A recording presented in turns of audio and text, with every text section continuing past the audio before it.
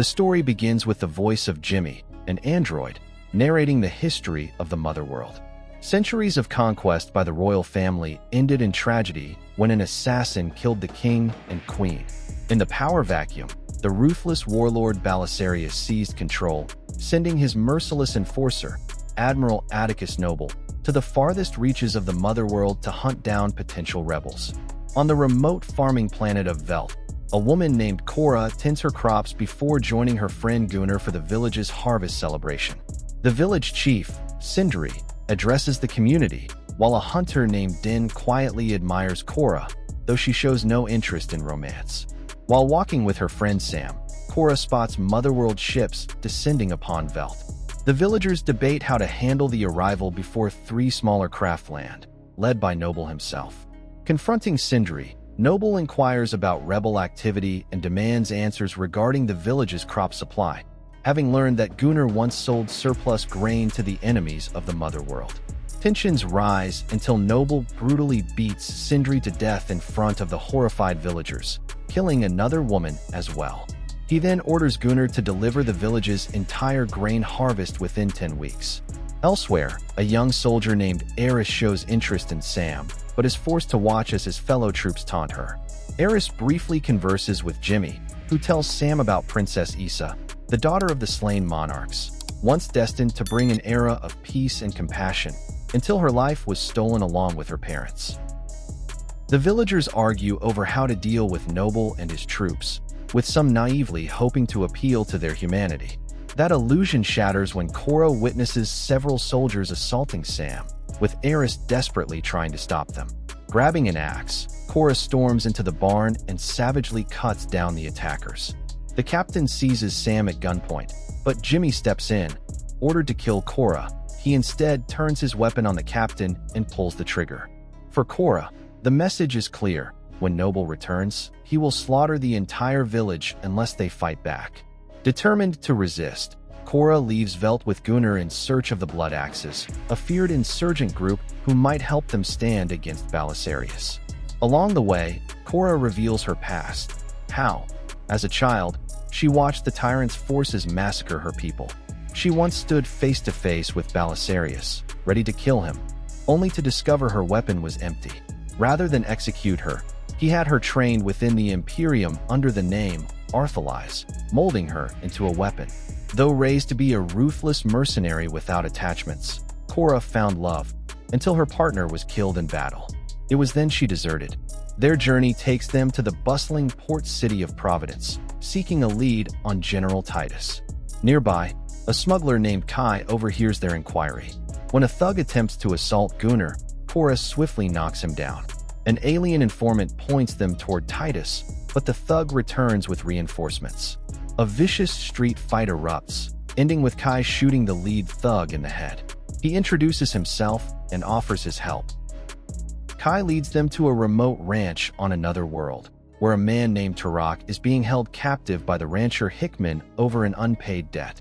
Learning of Kora's mission, Tyrant is offered a wager: tame a massive, chained beast called a Benyu, and he walks free. Fail, and all 3 will be bound to Hickman. Tyrant approaches the Benyu, calming it with skill before setting it free and riding the wild creature.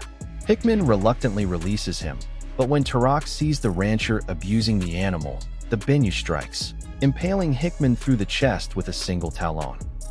Kai takes Kora to a cobalt mining world, where they seek out a master swordswoman known as Nemesis. Before Kora can speak with her, Nemesis confronts a humanoid spider-like creature named Harada, who is holding a young girl captive and preparing to kill her. Nemesis attempts to negotiate, but the discussion quickly turns violent. In a swift, deadly duel, Nemesis fatally impales Harada and rescues the child. Impressed by her skill, Kora welcomes Nemesis into the crew. The encounter stirs memories for Kora of her time as a royal guard to Princess Issa while serving the Imperium. She recalls witnessing Issa miraculously revive a dead bird, and how the king believed Kora's friendship made his daughter feel safe. Yet, beneath that memory lies Kora's unshakable guilt over the fate that befell Issa and her parents. Their journey continues to a moon with a brutal gladiator arena, where they find Titus, once a proud Imperium general, now a disgraced warrior surviving as a prizefighter after a crushing defeat. Haunted by shame, Titus initially refuses their call to arms, but Kora's determination stirs something within him, convincing him to join their cause and reclaim his honor. The crew's next stop is the planet Charon, where King Levitica grants them an audience with the Bloodaxe siblings, Darian and Devra. Gunnar's past dealings with them offer a slim chance of winning their support. Initially, the siblings refuse to get involved, but Kora delivers a passionate appeal that sways Darian. Rallying his followers, he splits their forces, half ride with him, the rest with Devra. Meanwhile, Noble and his elite squad, the King's Gaze, have been tracking the Bloodaxes. Shortly after the insurgents' departure, Noble arrives, executes King Levitica, and unleashes a brutal siege upon the city. Kai leads the crew to a bustling trading post, claiming he's there to unload goods before setting off for a better life.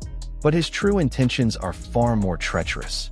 He has been secretly working with Noble all along, hoping to cash in on the bounties placed on Kora and her companions. Noble springs the trap, capturing the group and revealing he knows far more about them than they realized. Turok is, in fact, a prince, while Nemesis once slaughtered several Imperium soldiers in vengeance for her murdered children.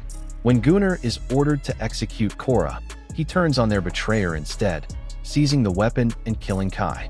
The chaos sparks a fierce battle between the liberated rebels and the King's Gaze. Amid the fighting, Darian sacrifices himself to destroy an enemy ship, saving countless lives. One by one, Noble's forces are cut down, leading to a final confrontation between Kora and Noble atop the trading post's highest platform. In a brutal duel, Kora gains the upper hand and sends Noble plummeting from the ledge.